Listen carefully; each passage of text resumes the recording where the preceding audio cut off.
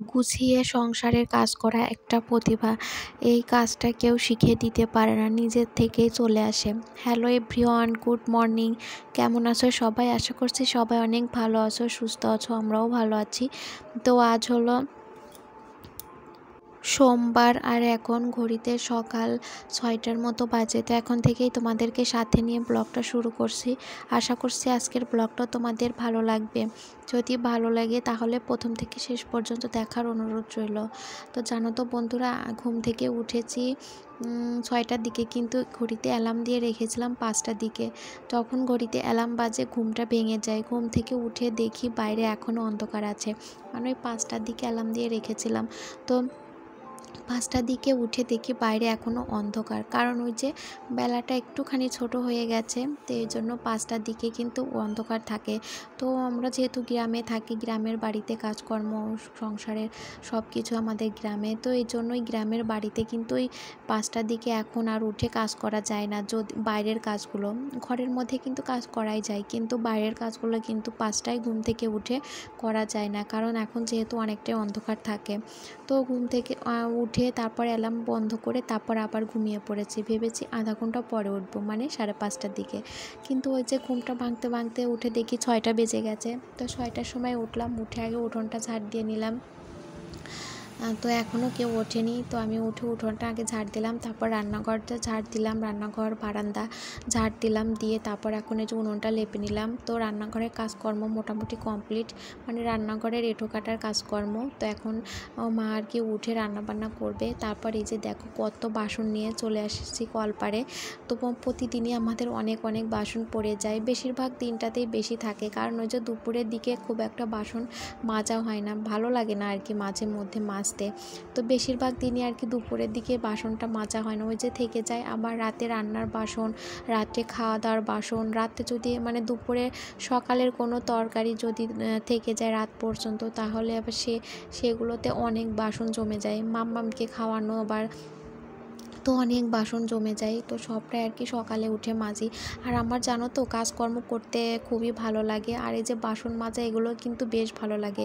মানে যে অনেক কাজ একসাথে জমিয়ে করতেও কিন্তু ভালোই লাগে, কিন্তু কখনো এভাবে জমিয়ে কাজ করা হয় না, যে আজ করব না কাল করব না একবারে পরশু করব, এভাবে কিন্তু কখনোই রাখি না, যতই ভালো লাগে অনেক কি কাজ, মানে অনেক কিছু একসাথে করতে। তো ওই যে শুধু বাসনই দুপুরের দিকে বেশিও পড়ে না, কিন্তু ওই যে রাতে সকালের দিকে অনেক হয়ে যায়, কিন্তু তাতেও আমার একটু খারাপ লাগে না, ভালোই লাগে। কিন্তু সংসারের সব কাজকর্ম করতে আমার ভীষণ ভালো লাগে। শুধু ওই যে ঘরটা মুছতে একটু বিরক্ত বিরক্ত লাগে, কিন্তু তাতেও কোনো সমস্যা নেই, সংসারের সব কাজ তো করতে হবে, ভালো লাগুক আর খারাপ লাগুক। আর ওই যে সব কাজ কিন্তু আমার বেশি ভালো লাগে। তো শরীর যতক্ষণ ভালো থাকে, শরীরটা যতক্ষণ পর্যন্ত দেয়, আমার জানো তো একটু শুয়ে বসে থাকতে একদমই ভালো লাগে না, যদি শরীর সুস্থ থাকে। আর এই যে ঘর বাড়ি অপরিষ্কার হয়ে থাকবে, মানে অগোছালো, একদমই ভালো লাগে না। মানে কতক্ষণ, এই যে কটা দিন অসুস্থ ছিলাম, ঘর বাড়ির যে কী অবস্থা ছিল কি বলবো তোমাদের, যদি তোমাদের দেখাতে পারতাম তাহলে বুঝতে। আমি শুধু ভেবেছি যে কবে আমি সুস্থ হব, আর কবে এই ঘর বাড়ি সমস্তটা সুন্দর করে গোছাবো। তো এখনও জানো তো শরীরটা যতই সুস্থ হয়ে যাক, শরীরের দুর্বল ভাবটা এখনও রয়ে গেছে। ওই যে সকালের এই কাজকর্মগুলো করেছি, 10টার মধ্যেই কিন্তু সব কাজ কমপ্লিট করে ফেলেছিলাম। তারপরে জানো তো মন চাচ্ছিল না আর কোনো কাজ করি, কিন্তু তারপরেও কষ্ট করে হলেও সকালের মধ্যে সব কাজ কমপ্লিট করে নিয়েছিলাম। তো এই যে দুর্বল ভাবটা এখনও যায়নি, তো আস্তে আস্তে চলে যাবে আর কি। মানে সারাদিন একটা যে কাজের এনার্জি সেটা পাচ্ছি না এই যে অসুস্থতার পরে। তো দেখা যাক। তো ভগবানের কাছে বলছি যেন তাড়াতাড়ি যেন শরীরটা একদমই সুস্থ হয়ে যায়, যাতে আবার আগের মতো কাজকর্ম করতে পারি সংসারের গুছিয়ে। তো এখনও গুছিয়ে করারই চেষ্টা করছি, কিন্তু ওই যে একটুখানি কাজ করলে জানো তো মনে হচ্ছে যে হাঁপিয়ে উঠছি, মানে কেমন একটা শরীর দুর্বল। তো যাই হোক, এই যে দেখো কিছু জামা কাপড় ছিল, সেগুলো ধুয়ে মেলে দিলাম, দিয়ে তারপর এই যে একটা কাজ, জমানো কাজে বলতে পারো, করছি। অনেক দিন ধরেই ভাবছি এই যে গাঁদা ফুলের যে ডগাগুলো এগুলো কেটে দিব, কিন্তু সময় হচ্ছে না। এর মাঝখানে তো অনেক দিন ধরে অসুস্থ হয়েছিলাম, তো এই কাজগুলো করার সময় মানে করে উঠতে পারিনি। তো ফাইনালি আজ করে নিচ্ছি। আগেরবার যে আমাদের বাড়িতে গাঁদা ফুলের গাছগুলো হয়েছিল সেগুলো কিন্তু অনেকটাই লম্বা লম্বা হয়ে উঠেছিল, কারণ এই যে আগাগুলো ভেঙে দেওয়া হয়নি। আর আগাগুলো ভেঙে দিলে কী হয় জানো তো, অনেকটা ঝাঁকালো হয়, আর ছোটোর মধ্যে ঝাঁকালো দেখতে অনেক ভালো লাগে। আর গাছগুলো অনেকটা বড় লম্বা হয়ে ওঠে না। আর ওই যে ফুল আসলেই গাছের মানে গাছগুলো আর কি হেলে পড়ে ফুলের ভারে, মানে সোজা হয়ে থাকতেই চায় না, আর বেশি ডালপালাও হয় না। তো এর জন্য এবছর, ওই আগের বছরও করেছিলাম কিন্তু খুব বেশি একটা করা হয়নি। তো এবছরে যে একটুখানি আগা বড় হলে আর কি আগাগুলো কেটে দিই, যাতে আর কি গাছগুলো অনেক সুন্দর ঝাঁকালো হয়, অনেক ডালপালা হয়, আর বেশি একটা লম্বা না হয়, খাটোর মধ্যে যাতে সুন্দর খটের মতো গাছ হয়। তো সেটারই চেষ্টা। এই জন্য যে গাঁদা ফুলের গাছগুলো ছিল প্রত্যেকটার মাথা ভেঙে দিয়েছি। ভেঙে দেওয়ার পরে ওই যে ছোটো ছোটো আগাগুলো, এগুলো ফেলে দিব না, এগুলো এই যে লাগিয়ে দিব। তো দেখতেই পেলে এগুলো লাগিয়ে দিয়েছি, একটা আগাও কিন্তু আমি ফেলে দিইনি। যতগুলো আগা ভেঙেছি সবগুলোই একসাথে, ওই যে 3-4টা আগা একসাথে করে নিয়ে এই যে মাটিতে লাগিয়ে দিয়েছি। এখন যেহেতু বৃষ্টির সময়, বৃষ্টি হচ্ছে, এই আগাগুলো কিন্তু হয়ে যাবে। আর যে বাইরের যে গাছগুলো দেখলে গাঁদা ফুলের, ওগুলো কিন্তু আমি আগা ভেঙে লাগিয়েছিলাম, এখন অনেকটাই বড় হয়ে গেছে। তো আজও ওই যে আগা ভেঙে সবগুলোই লাগিয়ে দিয়েছি, মানে যেখানে যেখানে আর কি ফাঁকা ছিল ওইগুলোতে লাগিয়ে দিয়েছি, ওগুলো হয়ে যাবে আশা করছি। তারপরে গাছগুলো লাগিয়ে, আর মাম্মামও ঘুম থেকে উঠে পড়ছে, দেখলে আমি গাছ লাগাতে লাগাতে উঠে পড়ছে। তো তারপর মাম্মামকে ফ্রেশ করে খাইয়ে দিয়েছি। তার আগে কিন্তু আমি স্নানও সেরে নিয়েছি। ওই যে গাছগুলো লাগিয়ে স্নান সেরে তারপরে মাম্মামকে খাইয়ে সকালে খাওয়া দাওয়া করে বাসন ধুয়ে ওগুলো গুছিয়ে রেখে রান্নাঘর পরিষ্কার করে এখন এই যে ঘরে চলে আসছি। ঘরটা গোছাতে হবে আজ, আর ঘর আগে মানে সকালে আর কি গোছাতে পারিনি। ওই যে গাছ লাগানোর কাজটা করছিলাম, ওটা করতে গিয়েই দেরি হয়ে গেছে। আজ আর সকালে ঘর গুছিয়ে স্নান করতে পারিনি। তো এই জন্য এই যে এখন ঘরটা ভালো করে গুছিয়ে নিচ্ছি। আজ আমাদের ঘরটা ভালো করে পরিষ্কার করে নিলাম, কাল বাবা মায়ের ঘরটা করবো। একদিনে জানো তো অনেক কাজ করতে পারছি না, ওই যে বললাম শরীরে একটা দুর্বল ভাব আছে। তো এই জন্য মানে একসাথে অনেক কাজ করতে গেলে কেমন একটা মানে হাঁপিয়ে উঠছে আর কি, ভালো লাগছে না। তো আজ আমাদের ঘরটা ভালো করে পরিষ্কার করব। প্রায় 1 সপ্তাহ 10 দিন পর ঘর পরিষ্কার করছি। পুরো ঘর বাড়ির ধুলোবালিতে ভরে গেছে, কেমন একটা নোংরা নোংরা হয়ে গেছে। তো আগে ভালো করে বিছানা গুছিয়ে নিয়ে তারপর আর কি র্যাকটা পরিষ্কার করে নিলাম। র্যাকের মধ্যে অনেক ধুলাবালি জমে গেছে, কিন্তু তারপরও সব কিছু বের করে আর কি পরিষ্কার করলাম না। তো সামনে যেহেতু আবার ঘরের ঝুল ছাড়া আছে, সব কিছু পরিষ্কার পরিচ্ছন্ন করা আছে, ভাবলাম তখনই একবারে করব। এখনও যে উপর একটু ধুলাবালিগুলো মুছে নিলাম, নিয়ে এখন এই যে বক্সের এই জায়গাটাও ভালো করে মুছে নিলাম। এই 1 সপ্তাহ 10 দিন এইগুলো পরিষ্কার করা হয় না, ওইভাবেই পড়েছিল। শুধু ওই যে যতটুকু কাজ না করলেই না, অসুস্থতার মধ্যেও যতটুকু যখন আর কি পেরেছি করেছি টুকটাক, এইটুকুই। তা এখন খাটের মাথাটাও ভালো করে পরিষ্কার করে নিলাম। এতটা ধুলাবালি পড়ে গিয়েছিল, একদম বালি কিচকিচ এরকম অবস্থা। প্রতিদিনই আমি এই কাজগুলো করি, কিন্তু এই 7-10 দিন কিন্তু আমি কোনো কাজই করতে পারিনি, ওইভাবেই আর কি ছিল। তো এখন আবার সমস্ত কিছু ভালো করে পরিষ্কার করে গুছিয়ে নিচ্ছি।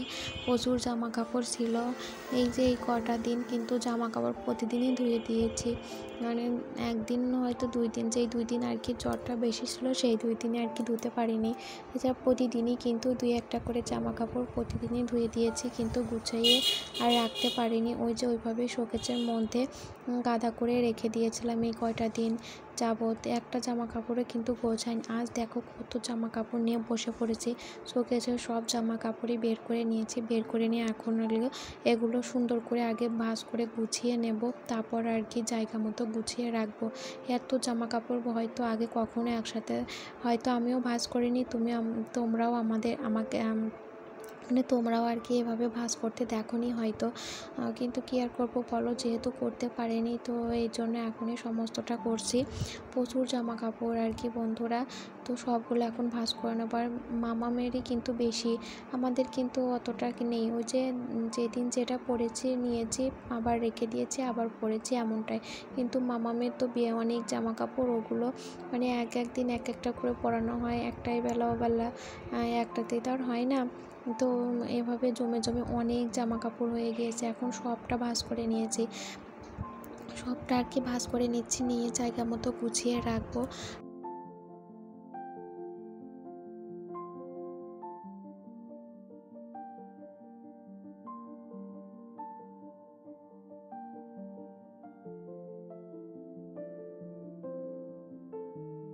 তো বন্ধুরা জামা কাপড়গুলো গোছানো হয়ে গেছে, এখন এই যে শোকেজে গুছিয়ে রাখবো। তো এখন এই জায়গাটা ভালো করে পরিষ্কার করে নিচ্ছি। দেখলাম এই জায়গাগুলোতে অনেকটাই মানে অপরিষ্কার হয়ে গেছে, তো ভালো করে মুছে নিলাম। নিয়ে এখন এই যে জামা কাপড়গুলো ভাঁজ করলাম মামামের, তো সেগুলো এখন গুছিয়ে রাখছি। তো ওপরটাতে মামামের জামা কাপড়গুলো রাখা হয় আর নিচেরটাতে আমারটা আর কি রাখা হয়। তো মামামেরগুলো গুছিয়ে নিয়েছি, এখন এই যে আমার যেগুলো ছিল ওগুলো গুছিয়ে নিচ্ছি। তারপর আবার এই যে দেখো বিকেলে দেখা হচ্ছে, মাঝখানে আর কিছু শেয়ার করিনি। তো বিকেলের দিকে মামামের জন্য দুধ ভিজিয়েছিলাম দুধ জাল দেওয়ার জন্য। তো মামাম সোনা আর কি দুধ খাবে না, বললো মা নুডলস খাবো, নুডলস রান্না করে দাও। তো মামামের জন্য একটু নুডলস রান্না করে দেবো। এখন তো মামামের শরীরটা একটু ভালো আছে, তো যেটা খেতে চাইছে সেটাই ওকে আর কি খাইয়ে মানে বানিয়ে দেওয়ার চেষ্টা করছি। তো ওইদিকে নুডলসটা বসিয়ে তারপর এই যে ভাতে মানে রাতের রান্নাটাও করব আর কি। নুডলসটা রান্না করে তো এই জন্য চাল ধুইয়ে হাঁড়িতে চাপিয়ে দিলাম, দিয়ে ওইদিকে নুডলস হচ্ছে আর এদিকে এই যে চাল ধোয়া জলটা গাছে দিতে আসলাম। তো ওই যে বিকেলে রাতে যেহেতু রান্না করা হয় বিকেলের দিকে, তো রান্না করলে এই যে চাল ধোয়া জলটা আমি প্রতিদিনই গাছে দিই, আর যেদিন রাত হয়ে যায় সেদিন আর দেওয়া হয় না। তো গাছে জল দিলাম আর এই যে নুডলসের রান্না কমপ্লিট হয়ে গেছে। আর এই যে সকালের দিকে বাবা নিয়ে এই যে দারচিনি এলাচ তারপর শুকনো লঙ্কা রসুন এগুলো নিয়ে আসছিলো। তো আজ রাতে চিকেন রান্না করব, তো এগুলো বাড়ন্ত ছিল, এগুলো নিয়ে আসছিলো। তো সেগুলো আর সকালে গোছানো হয়নি, তো এখন এগুলো ভালো করে গুছিয়ে নিচ্ছি, কৌটার মধ্যে ভরে নিচ্ছি। আর কৌটার কিনে রেখে দিলে কিন্তু অনেকটাই সুবিধা হয় নিতে, আর সহজেই কিন্তু খুঁজে পাওয়া যায়। আর কিছু শুকনো লঙ্কা আর কি ভিজিয়ে রাখবো বাটার জন্য, মাংসর জন্য। আর যে রসুনও নিয়ে আসছে, তারপর যে মাংসের জন্য পেঁয়াজ রসুন এগুলো কেটে মশলাটা করে নিয়েছি। নিয়ে এখন এই যে আলুগুলো ভেজে নিচ্ছি। মাংসের মধ্যে জানো তো একটু আলু না দিলে কিন্তু একদমই ভালো লাগে না, আলু খেতে ভীষণ ভালো লাগে আমার, মাংসের আলু। তো আলুটা ভালো করে লাল লাল করে দেখো ভেজে নিয়েছি, অনেক সুন্দর লাল লাল করে ভেজে নিয়েছি। তারপর এই যে ফোড়নে দিলাম জিরা, তারপর গরম মশলা দিয়ে তারপর এখন দিয়ে দিলাম পেঁয়াজটা একটু লাল লাল করে ভেজে নেব, বেশি একটা ভাজবো না, একদম পোড়া পোড়া করে হালকা একটু লাল লাল হলে আর কি তারপর মশলাটা দিব। তো এই যে দেখো মশলাটা এখন দিয়ে দিলাম, দিয়ে মশলাটা ভালো করে কিন্তু কষাবো। মাংস রান্নার বলো আর যে রান্নায় বলো, মশলাটা যদি ভালো করে কষিয়ে রান্নাটা করা যায় খেতে কিন্তু ভীষণ ভালো লাগে। তো আমি যখন এই যে মশলা দিয়ে রান্না করি, যে কোনো রান্নায় মশলাটা ভালো করে কষিয়ে নিয়ে তারপরে আর কি রান্নাটা করি, খেতে কিন্তু ভীষণ ভালো হয়। আর মাংস রান্নাটাও কিন্তু ভীষণ ভালো হয়েছিল। তো মশলাটা কষিয়ে নিয়ে এখন এই যে মাংসটা দিয়ে দিলাম। আমাদের অ্যানিভার্সারির দিন আর কি মাংসটা আনা হয়েছিল, সেদিন কিছু রান্না করেছিল আর ফ্রিজে রেখে দেওয়া হয়েছিল, তো আজ রান্না করে নিলাম। তো এখন মাংস কষানো হয়ে গেছে, আলু দিলাম, দিয়ে একটু কষিয়ে নিয়ে তারপর আর কি ঝোলের জন্য জলটা দিয়ে দিব। তো দেখো রান্না বান্না কমপ্লিট হয়ে গেছে, লাল লাল চিকেনের ঝোল। তো আজকের ভিডিওটা এখানেই শেষ করছি।